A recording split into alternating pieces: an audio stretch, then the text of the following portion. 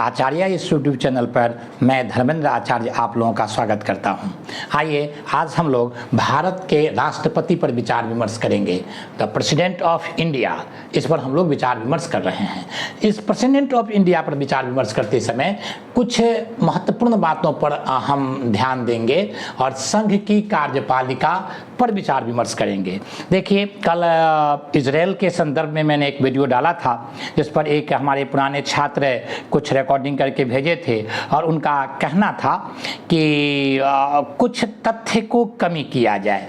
मैं उनके विचारों को गंभीरता से लिया हूं। तथ्य यथासंभव मैं आज भी कम बोलने की कोशिश करूंगा, देने की कोशिश करूंगा, लेकिन अभी का क्लास, अभी से लेकर के बीपीएससी की प्रारंभिक परीक्षा तक का क्लास जो है वह मुख्य रूप से प्रारंभिक परीक्षा को केंद्र में रख करके बनाया जा रहा है। जस्ट इसके बाद मैं मुख्य परीक्षा को ध्यान में रख करके वीडियो बनाऊंगा जिसमें प्रतिदिन 2-3 क्वेश्चनों पर हम विचार विमर्श करेंगे जो प्रीवियस ईयर में पूछे गए हैं और उन क्वेश्चनों का विश्लेषण किया जाएगा।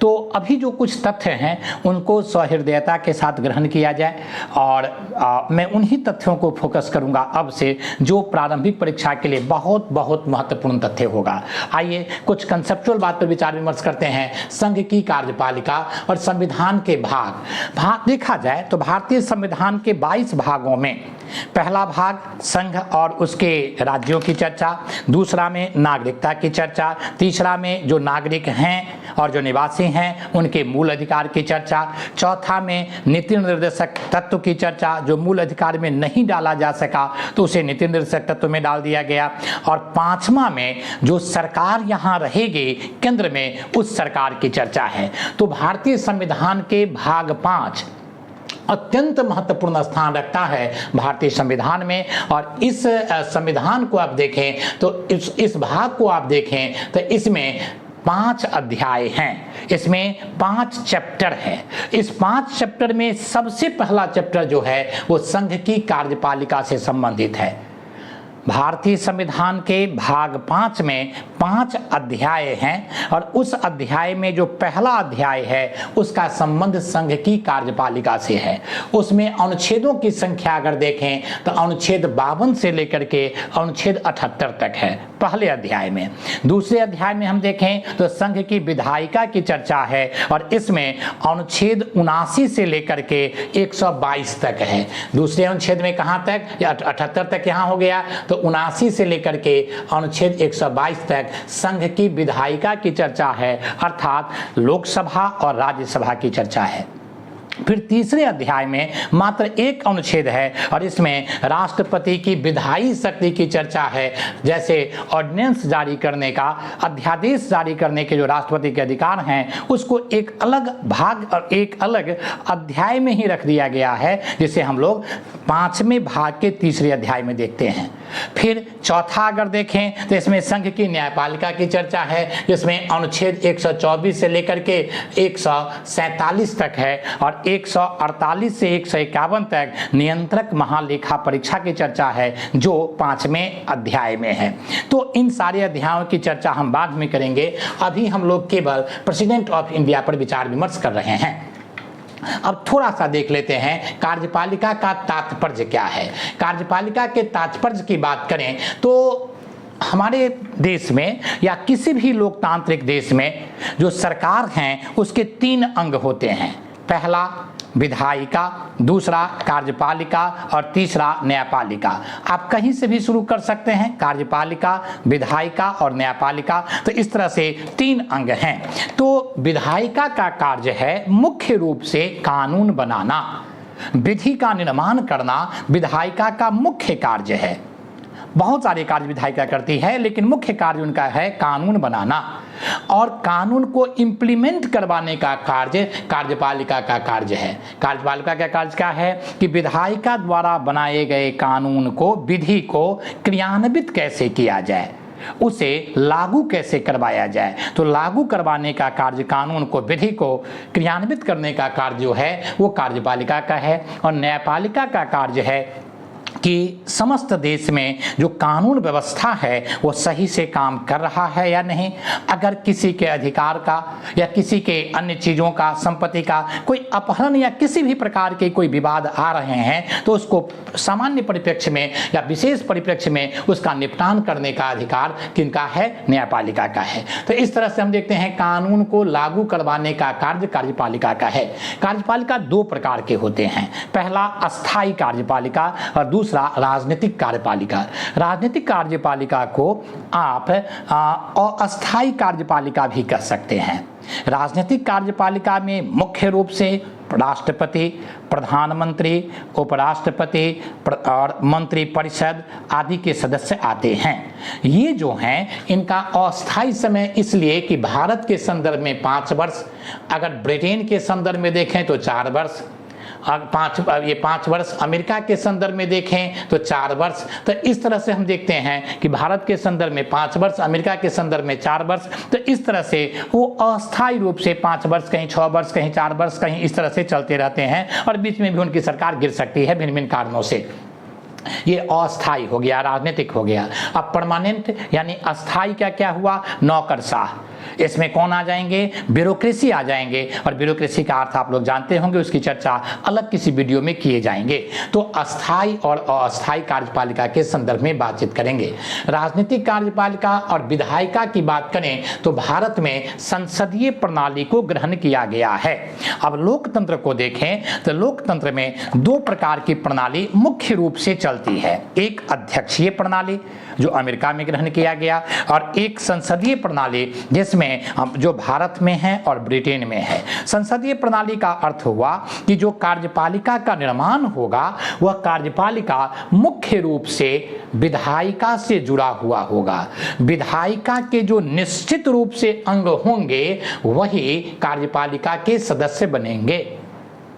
अपने यहाँ देखें तो भारतीय संविधान में भी आप देखें तो स्पष्ट रूप से कहा गया है कि कोई भी व्यक्ति मंत्री तब ही बनेंगे जब वो 6 महीना के अंदर में लोकसभा या राज्यसभा के सदस्य के रूप में निर्वाचित हो जाते हैं।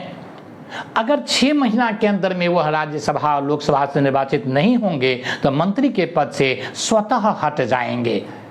इस तरह से हम देखते हैं कि भारतीय कार्यपालिका के संदर्भ में अगर देखा जाए तो इस तरह की चीज़ों को आप देख सकते हैं। स्पष्ट रूप से अनुच्छेद 75 में लिखा गया है। दूसरी बात कि संसदीय प्रणाली 75(3) से स्पष्ट हो रहा है कि जो मंत्री परिषद होंगे वो सामूहिक रूप से लोकसभा के प्रति उत्तरदायी होंगे। तो कुल मिलाकर के राजनीतिक कार्यपालिका की जननी भारतीय विधायिका है और उस पर नियंत्रण भी लोकसभा रखती है अर्थात संसद रखती है। तो इस दृष्टिकोण से दोनों में बड़ा गहरा संबंध है। अब आइए राष्ट्रपति पर आते हैं। राष्ट्रपति पर इसी भूमिका के साथ हम लोग राष्ट्रपति पर आते हैं।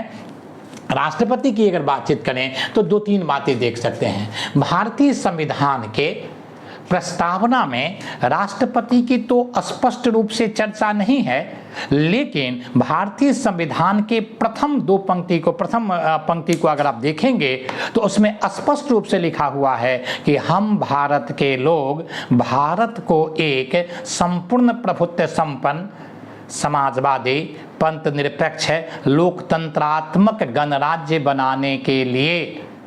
अब देखिए उसमें 2 शब्द आ गए, गणराज्य, गणतंत्र और लोकतंत्रात्मक। तो गणतंत्र का संबंध राष्ट्रपति से है। गणतंत्र का अर्थ होता है जहां हेड ऑफ द स्टेट, राज्याध्यक्ष निर्वाचन के माध्यम से आए हों उसे गणतंत्र कहते हैं। गणतंत्र वस्तुतः राजतंत्र का विलोम है। गणतंत्र वस्तुतः राजतंत्र का विलोम है। राजतंत्र का अर्थ होता है जो वंशानुगत पद पर आ जाता हो। जैसे आप ब्रिटेन में देखें तो ब्रिटेन एक लोकतांत्रिक देश तो है, लेकिन हेड ऑफ द स्टेट वहाँ पर राजा या महारानी होती हैं या राजा होते हैं, इसीलिए वह गणतंत्र नहीं है। तो गणतंत्र का अर्थ हुआ जहाँ राज्य के प्रमुख निर्वाचन के माध्यम से आते हों, न कि वंशानुगत माध्यम से आते हों।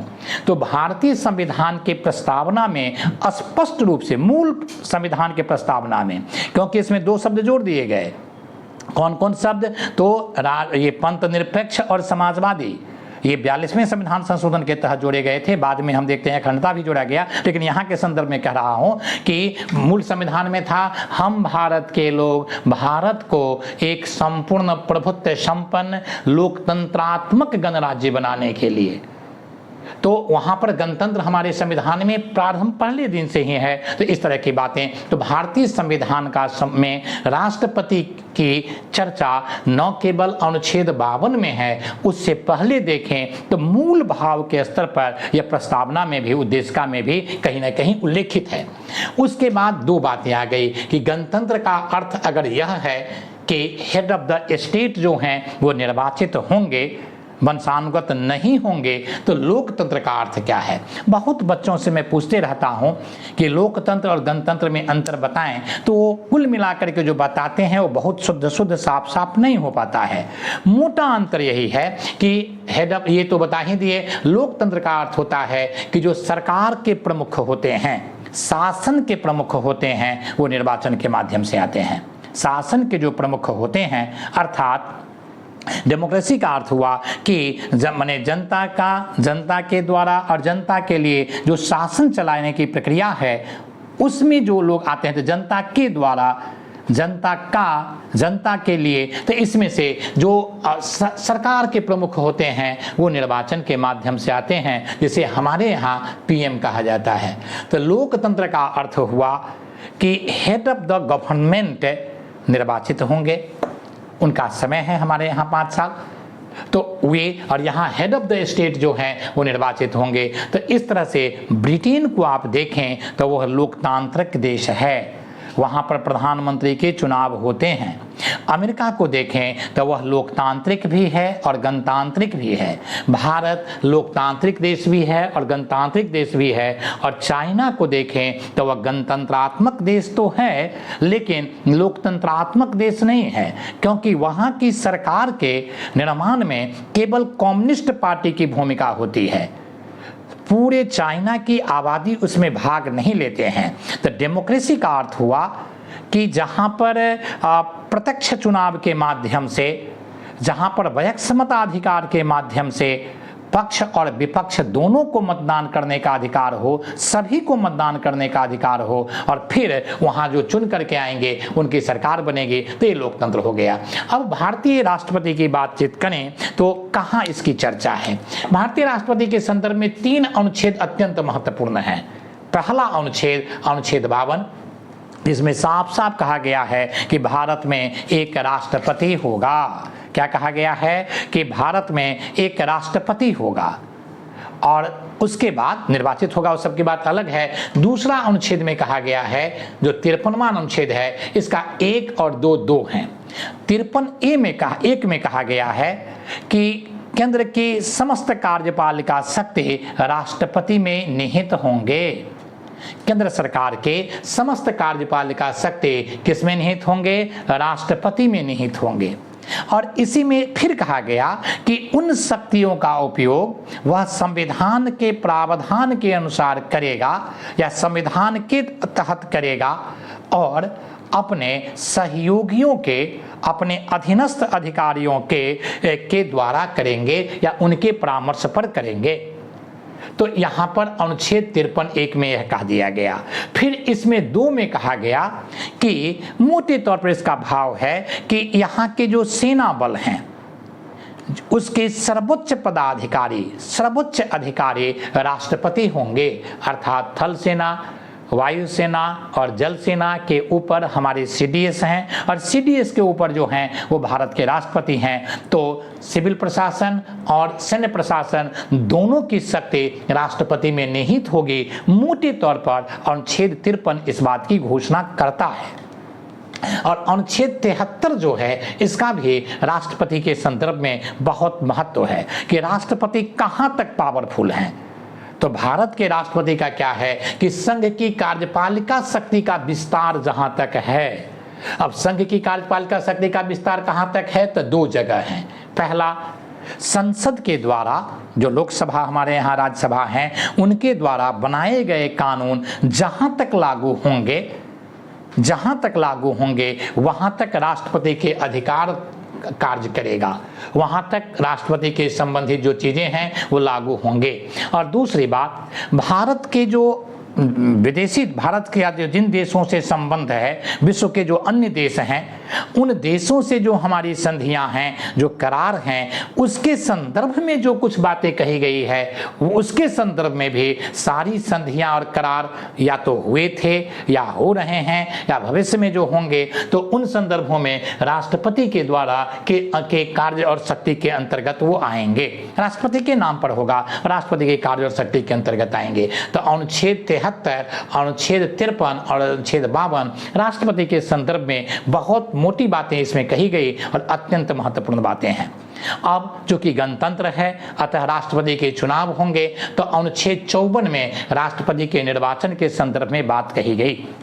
अब प्रधानमंत्री के निर्वाचन प्रत्यक्ष निर्वाचन के माध्यम से होते हैं, उसमें प्रधानमंत्री खड़े होते हैं राष्ट्रपति के ये लोकसभा के लिए या राज्यसभा से आते हैं, तो प्रत्यक्ष निर्वाचन के माध्यम से जिनको 272 सीट मिल जाता है, वह या उस पार्टी को या उनके समूह, जो संगठन है, जो दल हैं, यानी कि अलायंस है, उसको प्रधानमंत्री के लिए बुलाया जाता है। यहाँ पर निर्वाचन राष्ट्रपति के जो हैं वो अप्रत्यक्ष निर्वाचन होता है, प्रत्यक्ष नहीं, और उनका निर्वाचन एक निर्वाचक मंडल के द्वारा होता है। निर्वाचक मंडल में कुछ सदस्य होंगे। अब कौन कौन सदस्य होंगे, स्पष्ट रूप से अनुच्छेद 54 में इन बात की चर्चा कर दी गई है। कहा गया है कि राष्ट्रपति के चुनाव में मुख्य रूप से 3 जगह के लोग भाग लेंगे। ध्यान रखिए, पहला, लोकसभा के निर्वाचित सदस्य, राज्यसभा के निर्वाचित सदस्य और विधानसभा के निर्वाचित सदस्य। कौन कौन भाग लेंगे? लोकसभा, राज्यसभा और विधानसभा के निर्वाचित सदस्य इस चुनाव में भाग लेंगे।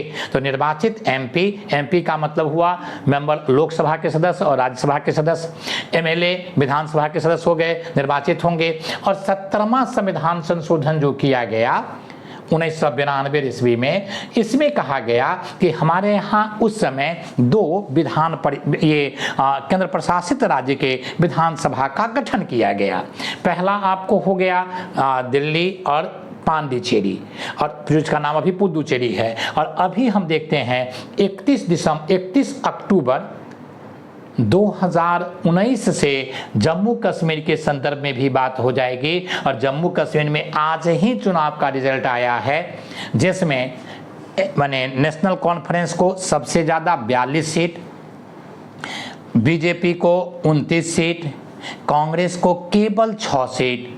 भारी गलती कांग्रेस ने एनसी से समझौता करके कर दिया। अगर अकेले चुनाव लड़ता तो मुझे लग रहा है कि कम से कम 15 से 20 सीट मिलता।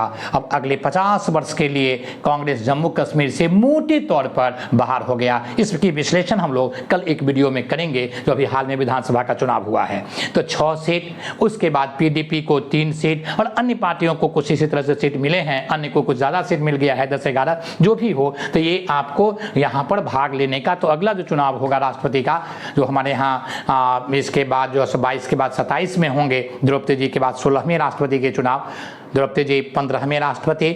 आपको कार्यकाल के स्तर पर, ये व्यक्ति के स्तर पर और कार्यकाल के स्तर पर देखा जाए तो 16वें राष्ट्रपति हैं। तो इस तरह से वहाँ ये जम्मू कश्मीर के भी लोग भाग लेंगे, विधानसभा के सदस्य भी भाग लेंगे 17वां संविधान संशोधन के तहत। तो पहला दिल्ली, दूसरा पुदुचेरी और तीसरा जम्मू कश्मीर।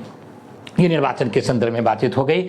उसके बाद अब इन जो सदस्य हैं उनके चुनाव जो होंगे वो कैसे होंगे, तो अनुच्छेद 55 में ये बात कही गई है। अनुच्छेद 55 में 2 बातें कही गई हैं। पहला बात कि यह कहा गया है कि एकल संक्रमणीय और गुप्त मतदान के द्वारा इनका चुनाव होगा, अप्रत्यक्ष रूप से होगा, क्योंकि ये निर्वाचक मंडल के सदस्य ही इसमें मतदान में भाग लेंगे। और दूसरा अनुपातिक प्रतिनिधि पद्धति से होगा। अब अनुपातिक पद्धति और एकल संक्रमणीय के मतदान की कुछ विशिष्टताएं होती है, जिसको इसी अनुच्छेद में स्पष्ट कर दिया गया। सबसे पहले इसमें विधायकों के मत मूल्य निकाले जाते हैं। विधायकों के मत मूल्य निकालने के लिए राज्य की आबादी, जैसे बिहार के अगर विधायकों का मत मूल्य निकालना है तो बिहार की आबादी कितनी, तो अभी तो 12 करोड़ है, तो अभी के संदर्भ में नहीं, क्या कहा गया, 1971 की मत जनगणना के आधार पर ये निकाले जाएंगे। तो 1971 की जनगणना में बिहार की जितनी आबादी थी उतनी आबादी बट्टा बिहार में वर्तमान में जितना एमएलए के सीट हैं और निर्वाचित एमएलए विधानसभा के जो सदस्य निर्वाचित हैं उनकी संख्या से भाग दे दीजिए। और आंकड़ा को चूंकि छोटा करना है तो 1000 से बट्टा यानी 1000 से हम भाग दे देते हैं, यानी 1/1000 से इसको भाग दे देंगे, आंकड़ा कम निकलेंगे। और आंकड़ा में अगर 500 से ज़्यादा भागफल में शेष में कुछ आ जाता है तो 1 जोड़ देंगे, अगर 500 से कम आता है शेष फल में तो उसमें हम 1 नहीं जोड़ेंगे, जो भागफल आएगा वही उनका मत मूल्य निकल जाएगा। तो विधायकों का मत मूल्य निकालने का तरीका यही हो गया कि जिस राज्य की बात करेंगे, मान लीजिए हम यूपी की बात करते हैं तो यूपी का 1971 में जो आबादी थी वह आबादी बट्टा जितना वहाँ पर विधानसभा का निर्वाचित सदस्य की संख्या है 403, बिहार का निकलेंगे तो 71 की आबादी बट्टा 243, जिस राज्य का आप निकाल लें उस तरह से निकल जाएंगे और उसमें भाग दे देना है आंकड़ा को छोटा करने के लिए 1000 से, जितना आएगा उसमें 1000 से भाग देंगे। अगर 500 से ज़्यादा शेषफल आ जाता है तो 1 और जुड़ जाएगा। तो विधायकों का मत मूल्य समझ गए होंगे अनुच्छेद 55 में। उसके बाद हम देखते हैं सांसदों का मत मूल्य। सांसदों के मत मूल्य और राज्य के विधायकों के मत मूल्य जो हैं वो बराबर बराबर आना चाहिए। इसके लिए फॉर्मूला दे दिया गया, लगभग में है ये, लगभग में सामान्यतः तो कितना, सभी एमएलए के मत मूल्यों का योग। सभी एमएलए का मतलब हमारे जितने राज्य हैं तो 28 राज्य, अब प्लस अब तो 3 हो जाएंगे, दिल्ली, पांडिचेरी, पुदुचेरी और जम्मू कश्मीर, तो ये 3 हो गए। तो 28 + 3 31, ये 31 राज्यों के जो निर्वाचित ये हैं एमएलए हैं, उन एमएलए के हम देखते हैं कि मतों का मूल्य बट्टा निर्वाचित एमपी के मूल्य की संख्या, निर्वाचित एमपी के संख्या। तो एमपी का मतलब लोकसभा और राज्यसभा दोनों के सदस्य हो जाते हैं और उनको हम लोग उनमें जो निर्वाचित हैं, तो याद कीजिए लोकसभा में पहले 2 मनोनीत सदस्य होते थे। ये नरेंद्र मोदी की सरकार ने इसे 104वां संविधान संशोधन से जो 2 सदस्य थे उनको हटा दिया गया कि राष्ट्रपति अब एंग्लो इंडियन का कोई नामजद सदस्य नहीं करेंगे। बात खत्म हो गई। और राज्यसभा में 12 सदस्यों का मनोनयन होता है जो राष्ट्रपति करते हैं और वो अभी भी होते हैं और होना भी चाहिए। तो वो 12 सदस्य इसमें भाग नहीं लेंगे, केवल लोकसभा और राज्यसभा के निर्वाचित सदस्य भाग लेंगे। तो सभी एमएलए के मतों का मूल्य यानी 31 केंद्र प्रशासित प्रदेश और जो राज्य हैं उनके सदस्यों का मूल्य, विधानसभा के सदस्यों का मूल्य बट्टा निर्वाचित एमपी के से भाग दे देंगे और जो भी आंकड़ा निकलेगा वह आपको किनका मूल्य हो जाएगा, तो एमपी के मतों का मूल्य माना जाएगा। तो ये एमपी के मतों का मूल्य हो जाएंगे और उसके बाद एक कोटा निर्धारित किया जाएगा।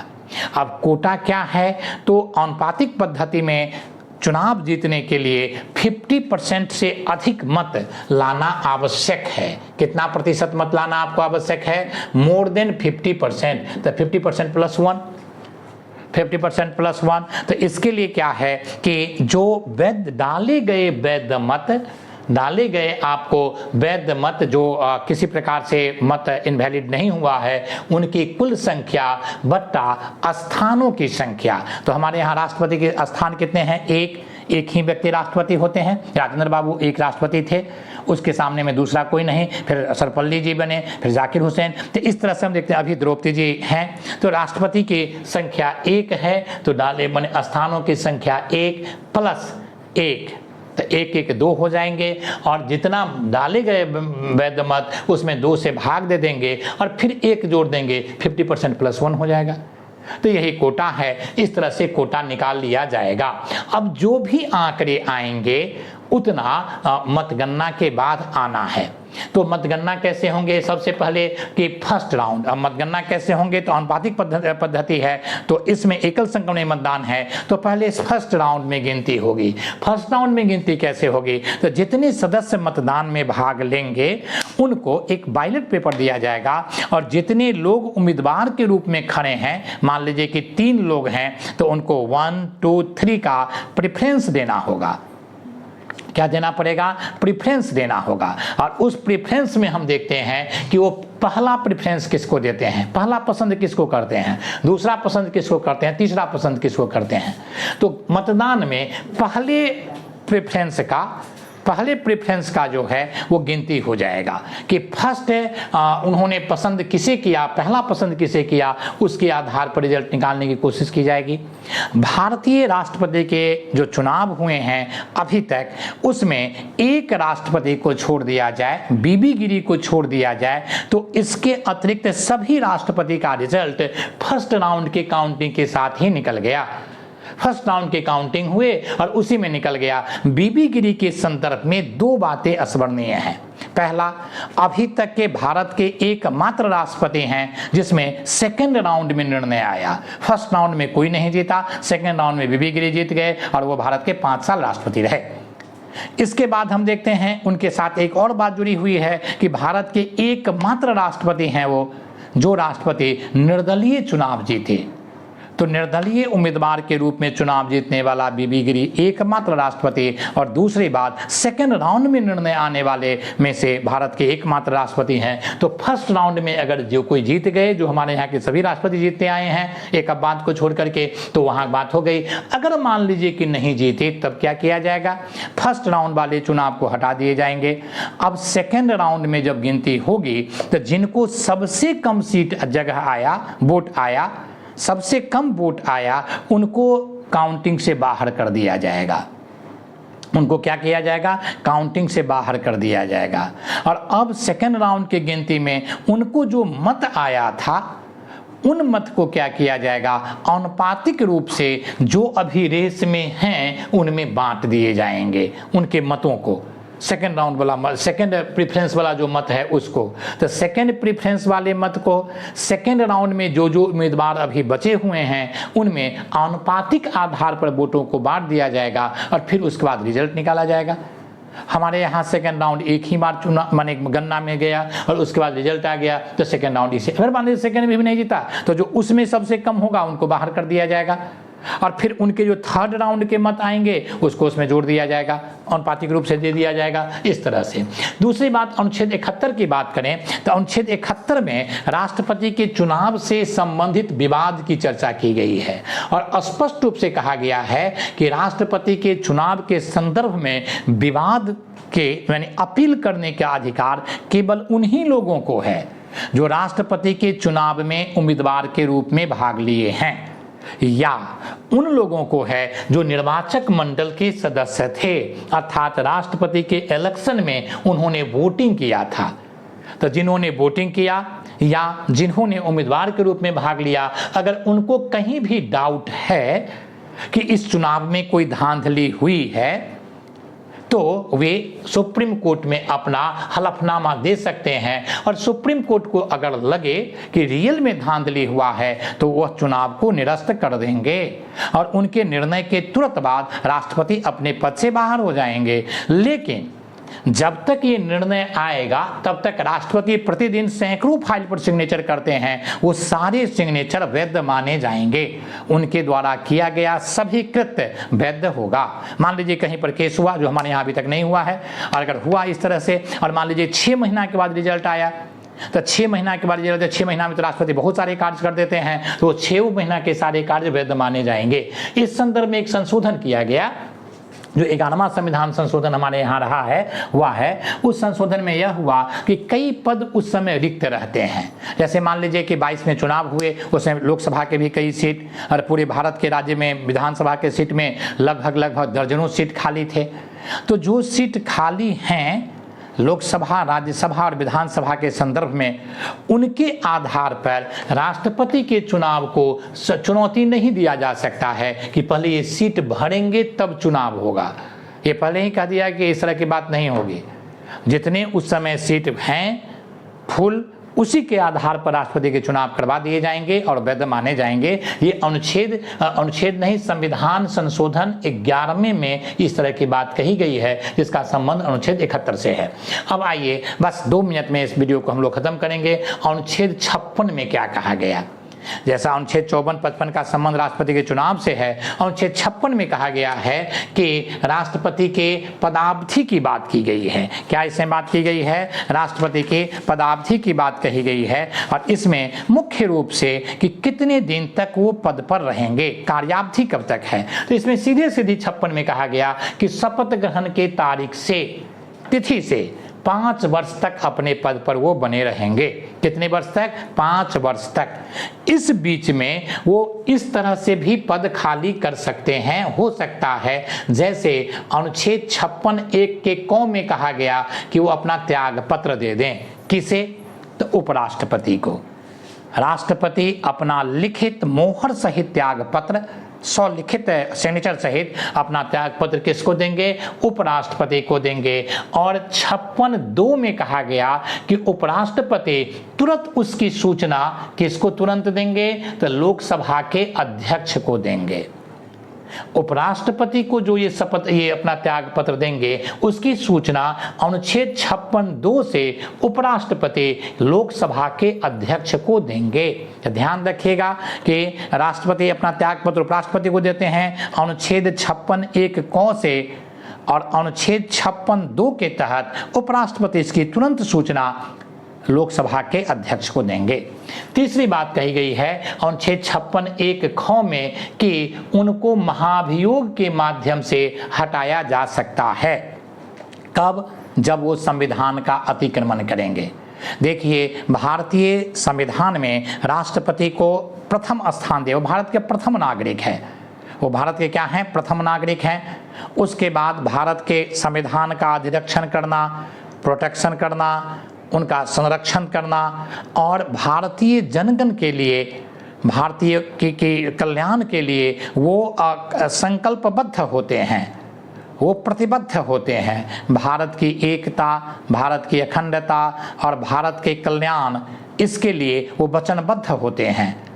इसलिए अगर इन सारी चीज़ों के संदर्भ में कहीं संविधान का अतिक्रमण हुआ तो उन्हें क्या महाभियोग के माध्यम से हटाया जाएगा। और इस महाभियोग की रीति की चर्चा, कैसे महाभियोग लगाए जाएंगे, अनुच्छेद 61 में किया गया है। तो अभी महाभियोग इन पर क्यों लगेंगे? संविधान के अतिक्रमण के लिए। कहाँ लिखा हुआ है? अनुच्छेद 56(1) ख में। और वो संविधान में कैसे लगाए जाएंगे महाभियोग, तो ये लिखा हुआ है अनुच्छेद 61 में। अब आइए गौ में क्या लिखा हुआ है कि जब तक उनके उत्तराधिकारी का चुनाव नहीं हो जाता, वो आ नहीं जाते, तब तक वे अपने पद पर बने रहेंगे। तब तक क्या होगा? वे अपने पद पर बने रहेंगे। और अनुच्छेद 57 में कहा गया है कि कोई भी व्यक्ति राष्ट्रपति का पुनर्चुनाव, दोबारा चुनाव लड़ सकता है। अभी तक हमारे यहाँ मात्र एक व्यक्ति, डॉक्टर राजेंद्र प्रसाद, भारत में 2 बार राष्ट्रपति के पद पर इलेक्शन के माध्यम से जीते। पहला 52 में, फिर हम देखते हैं 57 में। इसके अतिरिक्त अभी तक कोई भी व्यक्ति दोबारा राष्ट्रपति के चुनाव नहीं जीत पाए, या ठीक से देखें तो प्रमुख व्यक्ति दोबारा लड़े भी नहीं। कलाम साहब के संदर्भ में इस तरह की बात बनी थी, लेकिन कांग्रेस और अन्य पार्टियों ने उनका समर्थन नहीं किया, तो फिर चुनाव लड़ने के लिए वो तैयार नहीं हुए। तो इस तरह से हम देखते हैं कि कुल मिलाकर के पुनर्चुनाव की बात 57 में की गई है। केवल एक ही व्यक्ति हमारे यहाँ राष्ट्रपति 2 बार बने हैं। तो इसी के साथ इस वीडियो को विराम देता हूँ, और फिर राष्ट्रपति पर जो अगला वीडियो होगा उसमें इनसे आगे चीज़ों को बढ़ाने की कोशिश की जाएगी। बहुत बहुत धन्यवाद।